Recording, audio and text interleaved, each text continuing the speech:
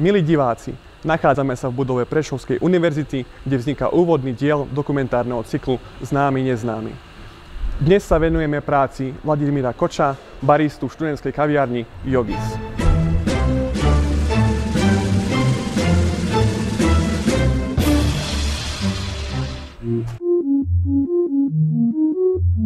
Čauko, ja ťa poprosím amerikáno. Barista Vladimír Koč zhodnotil prácu baristu ako prácu, ktorú je potrebné vykonávať s láskou. Vlado sa baristom cíti neustále, dokonca aj vo svojom voľnom čase. Svoj pracovný deň popísal jednoducho. Cez jednotlivé kolieska práce, ako je príprava ovocia, croissantov, jogurtov a prvého espressa, ktoré vytvoria perfektne idúci stroj kaviarne. K baristom Vlado prešiel od barmanov, ku ktorým patril pred 4 rokmi. Po 2 rokoch opustil barmanský post a vyskúšal novovzniknutú kaviareň Yogis v areáli Prešovskej univerzity. Tam ho remeslu naučil ďalší ikonický barista z Prešova, Vladimír Kmec. Najviac si kávu Vlado vychutná doma od svojej priateľky. Kávou je doslova zahltený, no nielen jej pitím a prípravou. Podľa jeho slov sa snaží v káve aj vzdelávať, napríklad aj čítaním nového magazínu o káve Standard. To sa mu vypláca, pretože nedávno vyhral baristickú súťaž v Banskej Bystrici. Zákazníci si tak môžu vychutnať espresso od majstra. A že je to majstrovská práca, dokazujú aj striktné pravidlá prípravy kávového nápoja. Exaktnosť spočíva v správnej gramáži pri mleti kávy, v dôslednom utláčaní kávy váhou približne 20 kg, v správnom čase extrakcie, ktorá sa pohybuje od 20 do 30 sekúnd. Na otázku, či zákazníci výchylky v týchto procesoch vo výslednom espresse spoznajú, odpovedá Vlado ako správny odborník, ktorý má svoju prácu rád. Spoznal by som to ja.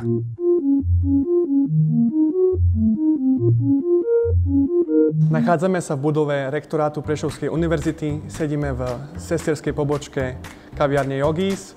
Ako môžete vidieť, máme pred sebou kávu, čo iné by sme asi aj pili. Tak Vlado, dovol mi opýtať sa, čo si ty vlastne robil predtým, než sa dostal ku káve? Skús možno nejaké štúdium opísať alebo život predtým. No, keď som sa dostal ku káve, bolo toho dosť. Pochádzam z Popradu, tam som sa narodil, tam som vo svete som študoval, svit je pár kilometrov od Popradu. Hrával som ešte niekedy futbal, ale to bola ešte základná škola, potom som išiel na strednú. Co do okolností to nebola hotelová, bola to chemická škola, taký chemický marketing, zameraný na chémiu. Som robil pokusy, chodil som v bielom plášti a po strednej škole som sa dostal na takú barmanskú akadémiu. Sme išli aj so svojím kamarátom do Prahy, do jedného veľmi dobrého baru, podniku, kde sme sa 3 dní školili a strašne ma to chytilo. Koktejly, wow, tá atmosféra, ten barman, aký bol taký pokorný, pohostinný. Môj kamarát otváral podnik, jeden bar v Poprade. Tak sme tam išli spolu, zaškolili sme sa a fakt veľmi ma to chytilo, či koktejly, tá atmosféra. Fakt to by človek musel zažiť, čo to tam, aká je tam tá atmosféra v podstate, lebo ten podnik patrí medzi nie top v Prahe, ale na celom svete. Ale potom, po nejakej dobe, tam nastali nejaké komplikácie, tak to musel zatvoriť a rozmýšľal som, že čo ja. Že či pokračovať ďalej v tej barmanskej sfére, alebo niečo iné. No a po zhodu okolností vtedy môj kamarát mal takú ideu, že by chcel otvoriť pizzeriu. A som si povedal, prečo nie byť sám sebe pánom, tak sme si ju otvorili. V podstate doteraz to funguje, ale už bezo mňa. Bol som tam rok a mal som pocit, že som sa nikam nepohol. Proste ja som taký človek, že stále rád sa niekam posúvam, mám nejaký cieľ, spravím si a idem ďalej. Tak si vravím, že chcem ísť do dobrého podniku. A kde sú dobré podniky? Na východe, fakt v Prešove, Cuba Libre podnik, to bol momentálny top. Si vravím, idem to skúsiť, napísal som im e-mail, poslal som im nejakú žiadosť, zaujal som ich, prišiel som na pohovor a už som tam bol. No ale potom prišla zase nejaká iná možnosť, tak som sa na nejakú dobu vzdialil, išiel som do Popradu, ale nebolo to na dlho, vrátil som sa späť a vrátil som sa priamo do Yogis. Pil si kávu aj predtým, alebo mal si nejaký už bližší vzťah, že? Ja som nikdy nepil kávu. Ja som stále pozeral na rodičov, si robili kávu, si zalievali, ale pýtali ma, aby som im robil tú kávu. Vieš, to bolo taká pohoda, nedeľa, sedeli v obývačke, spravil by si nám kávu, hej, presne. A ja, že hej, tak stále som robil tú kávu a vždy bola to popradská káva, za do okolností. A vždy som sa k nej tak privoniaval a strašne sa mi to páčilo. Vždy som ju zalieval, ale nikdy som ju nezalieval tak, že som prišiel a som ju zalial. už otcom mi vravel, zalievaj mi ju na 3-krát, hej. A ja som sa s tým stále tak hral, ale nikdy som netušil, že by To si vlastne už mal také neoficiálne baristické začiatky, že zalievaj mi ju na 3-krát. To bolo prvé školenie asi. A máš nejaké takéto ambície, že možno v budúcnosti, v bližšej, ďalekej by si sa venoval možno ešte aj vo väčšej miere tej káve, že by si mohol jedného dňa povedať, keď sa zobudí, že áno, som barista, som na to hrdý. Ako som aj teraz barista, A taký, povedzme, že ten profesionálny barista. Áno, chcem si spraviť aj profesionálny kurz, ktorý patrí medzi európsku certifikáciu, to znamená, že by som bol certifikovaným európskym baristom, akože v Európe. A všetky ciele, čo mám, čo sa týka kávy a mojej práce sú nejaké stále s tou kávou. Všetko je spojené s tou kávou, či už práca samotná v Yogis, alebo nejaké školenia, čo sa týka kávy, alebo všetko sa spája s kávou. No a rád by som sa opýtal, ako sa vlastne človek stane takým baristom, lebo napríklad pri barmanoch viem, že to je tak, že človek si urobí ten barmanský kurz a je ako teda, povedzme, že oficiálne tým barmanom a baristom, alebo sú tam teda nejaké možno, že skúšky alebo oficiálne procedúry, ktoré musí absolvovať. Ako to je pri baristoch? V podstate ani ten barman, ktorý si spraví ten kurz, má niečo za sebou, má nejaký kurz, naučil sa veľa vecí, možno aj takých zákulisných, ktoré sa človek nedozvie, ale nikdy to nebude barman, kým on sám to nebude chcieť, kým on sám nebude na sebe pracovať, kým nebude trénovať, kým nebudeš si skúšať veci presne takisto ako barista. To znamená, že ani barista, ktorý absolvuje kurz, to neznamená, že už je baristom. Musí spĺňať ďalšie veci, musí sa tomu venovať, musí mať za sebou nejakú prax, musí proste žiť tou kávou a musí proste sa stále posúvať a vzdelávať. Je to stále o tom, že sú nové informácie a musí sa stále niečo posúvať aj on vpred. A ty sa teda považuješ za baristu? Nepovažujem sa stále, že by som bol nejaký profesionálny barista, pretože jednak nevenujem sa aj dlho tej káve. Baví ma, áno, veľmi, ale je to dlhá trať. Chcem si spraviť aj profesionálny kurz, ktorý patrí medzi európsku certifikáciu, to znamená, že by som bol certifikovaným európskym baristom, akože v Európe. A všetky ciele, čo mám, čo sa týka kávy a mojej práce sú nejaké stále s tou kávou. Všetko je spojené s tou kávou, či už práca samotná v Yogis, alebo nejaké školenia, čo sa týka kávy, alebo všetko sa spája s kávou. No a teda spomínal si ten profesionálny baristický kurz. Ten by sa akým spôsobom prebieha, alebo kde sa tieto skúšky dajú robiť? Tento kurz by prebiehal či už v Taliansku priamo, alebo samotný školiaci človek, ktorý to má na starosti, spolupracuje v podstate s nami, ako nie priamo konkrétne z Yogis, ale aj ale s kávou, ktorú my pripravujeme pre vás. No a on robí tieto školenia, kurzy, takže či už to bude priamo v Taliansku, alebo príde on tu a ako prebieha, sám neviem, ale bude to asi niečo super. A vráťme sa opäť k tebe. Ja viem, že chlapci, keď vyrastajú, tak majú rôzne sny, alebo možno nejaké ešte prvé predstavy o tom, čo budú robiť, keď budú dospelí. Ja osobne som chcel byť smetiarom. Ja som chcel byť tým, čo ty by si zbieral. Keď som bol malý, ja som strašne rád kreslil. Ja som pozeral rozprávku, som si sadol, som si zobral papier, farbičky a ja som ani nepozeral rozprávku. Ja som si pozeral tie postavičky a som ich kreslil. Strašne rád som to robil a ma to bavilo. A raz sa ma tak opýtal niekto asi z rodiny, predpokladám, že čo by som chcel robiť, keď budem veľký, a ja som tak povedal, že by som chcel byť papier. A chcel som byť papier preto, lebo rád som kreslil na ten papier, tak som chcel asi, neviem, aby niekto po mne kreslil. Ja osobne ti rád poviem, že som rád, že si baristom a nie papierom, teda. S papierom by sa asi trošku náročnejšie robil rozhovor. No a spomíname stále teda ten názov Yogis a keď sa povie toto slovo človeku, ktorý vyrástal možno v tých 90. rokoch, tak napadne samozrejme medveď Yogi, ktorý mal kamaráta Bubu. Ale je toto ten pôvodný motív, na základe ktorého ste pomenovali svoju kaviareň? No, určite nie, ako je nám jasné, že s tým názvom Yogis sa to môže spájať, ale tam v podstate sme asi skôr chceli vytrhnúť tú atmosféru a možno to, ako tí ľudia tam išli na piknik, čiže boli niekde v prírode. Bola tam taká atmosféra, jasné, nemáme žiadneho medveďa, ktorý kradne, ale skôr to, že fakt si spravili piknik, pohodu niekde v prírode. A my takisto chceme docieliť to, a možno sme niekde už aj docielili v prevádzkach, že aby z toho stereotypu proste ľudia odišli, aby možno na pár minút proste oddychli, dali si kávu, niečo zdravé, niečo fresh a nasávali možno ten pokoj. Ten samotný koncept Yogis, ktorý nie je len akože obyčajná kaviareň, ale fakt prináša aj nejakú hodnotu, či pre študentov. Dokonca teraz vnímam už po určitej dobe, že ľudia, ktorí ani už prestali študovať, tak aj tak sa vrátia ku nám a prídu si len pre tú kávu.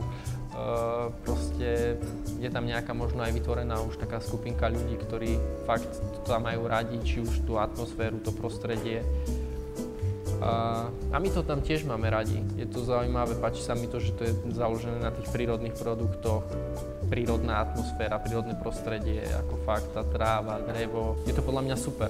Chodia študenti, ktorí tu kedysi študovali a vravia, wow, prečo tu nie je teraz, ale teda teraz, prečo nebolo vtedy niečo také, že sme mohli tu prísť na kávu a nemať stále kávu len z toho automatu, čo je taký zhovorčivý, veľmi aj vydáva na docentu. Som si aj všimol jednu takúto veľmi sympatickú vec, že vy vlastne všetkým svojim zákazníkom týkáte. Vieš mi k tomuto niečo bližšie povedať, že aké to boli treba možno dôvody? V podstate ono to začalo tak, že keď som prišiel, tak ja som v podstate prišiel z toho rumového podniku, kde bol nejaký bontón, hej, boli tam nejaká určitá klientela, ktorí pili ruminky, cigary a tam sme sa úplne zase to bolo zamerané na niekoho iného, tak sme sa museli ináč správať. A prišli sme tu a tak sme vravili, že je tam mladá klientela, tak proste týkajme im, proste buďme takí odviazanejší trošku. No ale stále sme to brali tak, že že raz sme týkali a tak, ale ja som tam prišiel a som si povedal, však všetci sú mladí, tak budem týkať. Ja som týkal, začal som už niekedy aj profesorom týkať. A ty ako reagovali? No raz som bola nejaká žúrka, mám pocit, viem, že všetci študenti boli piť a prišla jedna profesorka a som sa jej pýtal, že čo rozbitá po včerajšku. A ona, že nie, že prečo? Však včera bola žúrka, že si nebola piť a tak som trošku o tom alkohole tak rozprával. Ona, že nie, že ja som teraz prišla z Košíc, že ja idem učiť. No ale ako vyzerala mládo a zobrala to tak, že som jej aj polichotila. Veľakrát sa nám stane proste veľa ľudí, týkaš ahoj a zrazu príde profesor a ahoj. A potom hopa, tak stalo sa, ale zoberú to tak, že buď si potýkajú, alebo však v pohode nevadí a ja si myslím, že je to o tom, že je tam klientela fakt mladí ľudia a celkovo ten koncept je o tom, že má tam byť priateľská atmosféra. No, vlastne to aj tak povzbudzuje. My chceme, aby tí ľudia sa cítili u nás príjemne, aby to nebolo o tom, že ich nepoznáme. Veľakrát sa stane, čo si možno mnohí aj všimli, že poznáme niektorých po mene, už prídu a vedia, že čo pijú, čo si prosia a podľa mňa to je tiež také, že fakt sa snažíme vnímať tých našich hostí, že to nie sú len zákazníci, ale sú to pre nás hostia. Lebo keď príde niekto ku mne na návštevu, tak takisto si neschovám tú najlepšiu kávu, to víno a jedlo a dám im niečo, ale chcem ich pohostiť tým najlepším, čo máme. To znamená, že aj my v Yogis chceme pre tých ľudí robiť to najlepšie, čo máme u nás. A to je aj to správanie a celkovo vytvoriť tú atmosféru, tú priateľskú, že by sa cítili fakt v tom prostredí veľmi príjemnom. Lebo v podstate ten Yogis je založený na nejakej harmónii. Raz sa nám dokonca stala aj taká vec, keď sme išli do práce a boli pokazané automaty a bolo tam vylepené, že dnes je automat pokazený, choďte do Yogiho alebo do Yogis, už neviem presne, čo nás fakt potešilo. Spomenul si teda tie automaty s tým príjemným odkazom. A čo teda ty a tvoj názor na kávu z týchto automatov, ako to vnímaš? No, v podstate nie je to ani káva, je to nejaký prášok, je to v podstate ten odpad. Ono to nie je žiadna kvalitná káva, je to v podstate, predstavme si nejaký plod čerešne, lebo v podstate tak vyzerá aj kávová čerešňa, niektorá je zrelá, niektorá je nezrelá, niektorá je prezrelá, znitá a tie zrelé sa samozrejme využívajú na tú dobrú kávu. Tá nezrelá alebo tá prezretá sa využíva na čokoľvek, alebo buď sa vyhadzuje, čo pochybujem, alebo sa robí z toho presne niečo obdobné, či už je to neska, kde sa zvarí v obrovskom kotli tá káva, hej, ona je oprážená, všetko sa opráži, ona sa zvarí z toho nejaký nápoj a ona potom ide cez nejaké trubice do nejakého bubna, kde sa strieka na ten bubon, ktorý je úplne chladný a robia sa z toho kryštálíky, z toho vzniká neska. No a niečo obdobné je aj v tých kávomatoch. Nehovoriac o tom, že každý jeden stroj, ako aj napríklad chladnička, nasáva všade ten prach, a človek, keď si po nejakej dobe si napríklad prečistí tú chladničku znútra, tak je tam kopec prachu. No a ten prach ide všade, aj do toho kávomatu. A jednak je to produkt, ktorý síce stojí málo, ale veď čo by sme chceli od toho, čo tam je. Samozrejme. Jednak ani s nami nekomunikuje, proste je to nuda, je to nejaká bedňa, proste nie je to vôbec kvalitný produkt, je to nie aj zdraviu prospešné.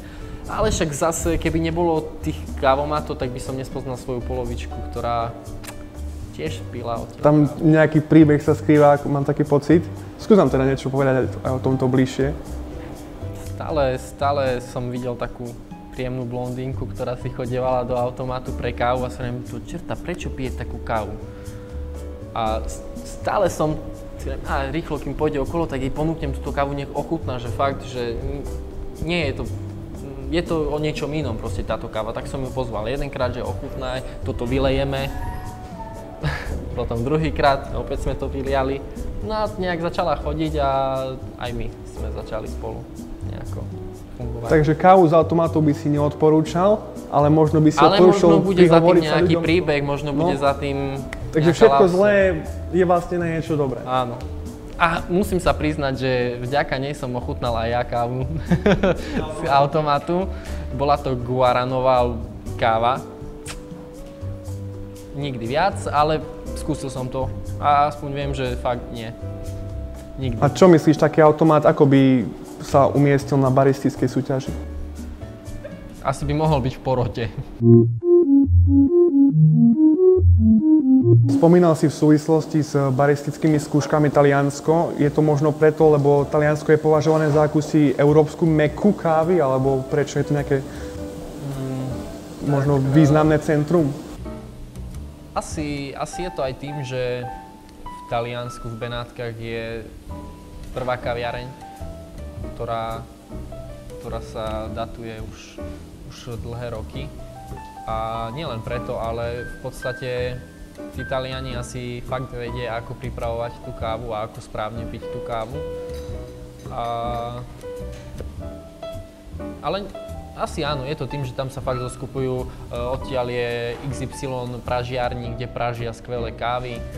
Skúsam teda opísať svoje cestovateľské zážitky v súvislosti s kávou, kde všade si už pil kávu, kde je najlepšia, samozrejme mimo Slovenska teraz.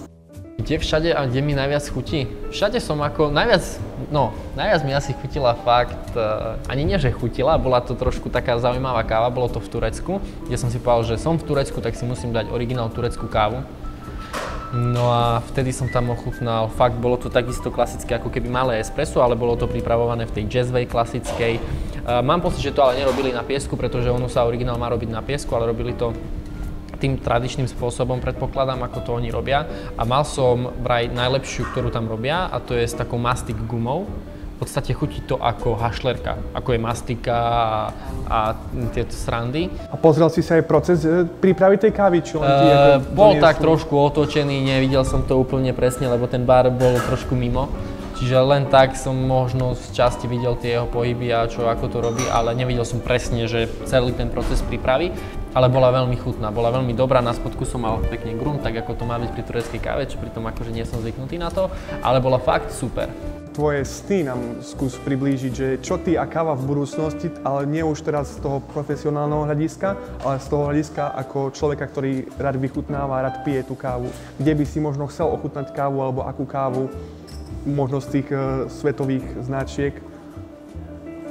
Či máš teda nejaké ako nesplnené sny? Môj sen, nielen môj, ale aj môjho kolegu, je, že by sme chceli ísť na plantáž a vidieť fakt, proste prísť tam na, ja neviem, mesiac, proste zobrať sa tam, ubytovať sa v nejakej chajde poriadnej, fajnej, ktorú si možno my zmontujeme. Chceli vyskúšať tú prácu. A prísť a fakt proste žiť s tými farmármi, proste vidieť tie plantáže. Rovno pri zdroji.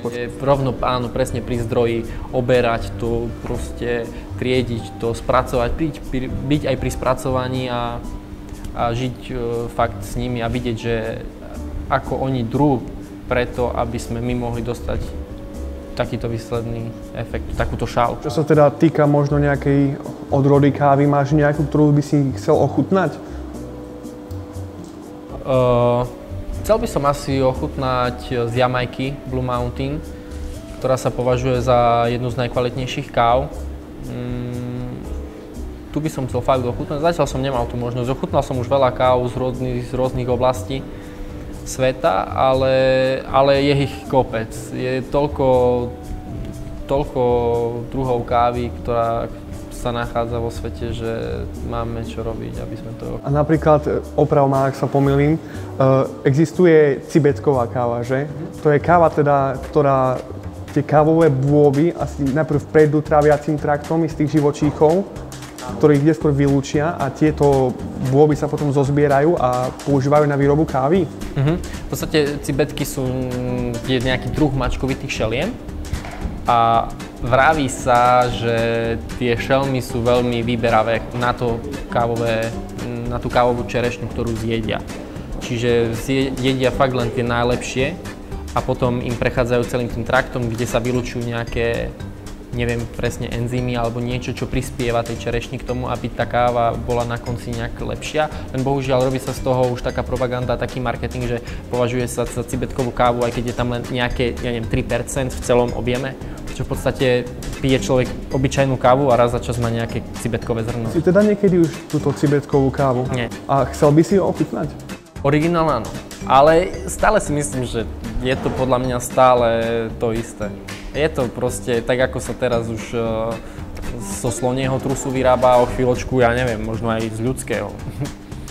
Neviem, proste ja si myslím, že už to je trošku o tom marketingu a tiež hľadajú čokoľvek. Ale asi bude aj niečo na to. A vieš teda ešte o nejakých takýchto podobných, menej tradičných spôsoboch prípravy kávy alebo prípravy alebo toho procesu, že kým sa dostane to zrno až do našej šálky. Toto bol napríklad prípad, že išlo to cez ten traviaci trakt a či nejaké takéto podobné zaujímavé. Tak ako som spomínal, ešte ten slon momentálne a... Aj sloňa káva existuje? Áno.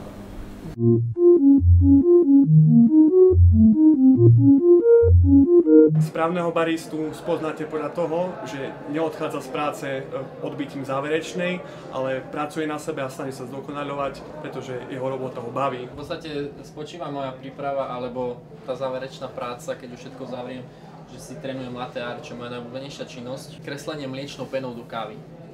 Môžem vám to ukázať.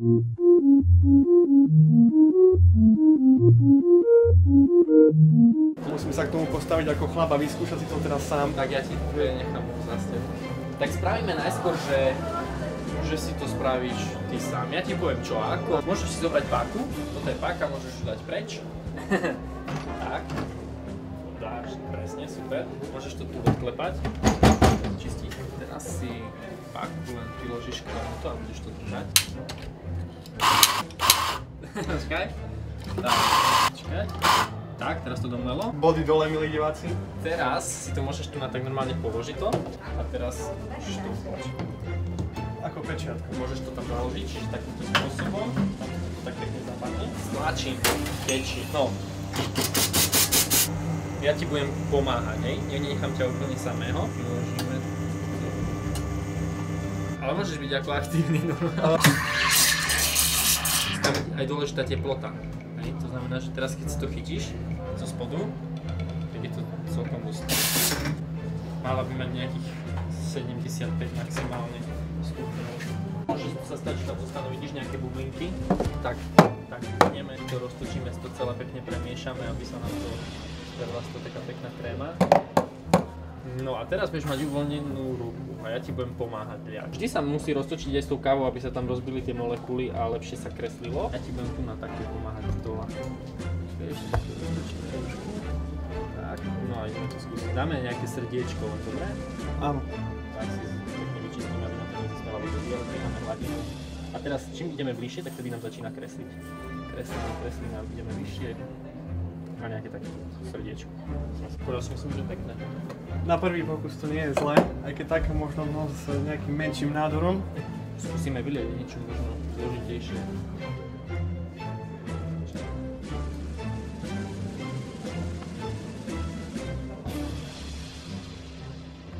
Wow. Náš spoločný čas sme teda vyčerpali, milí diváci. Mne neostáva nič iné, len vám poďakovať za vašu dnešnú priazeň a zároveň verím, že ste sa dozvedeli o práci baristu niečo nové a že sa opäť vidíme o týždeň v rovnakom čase. Dovidenia.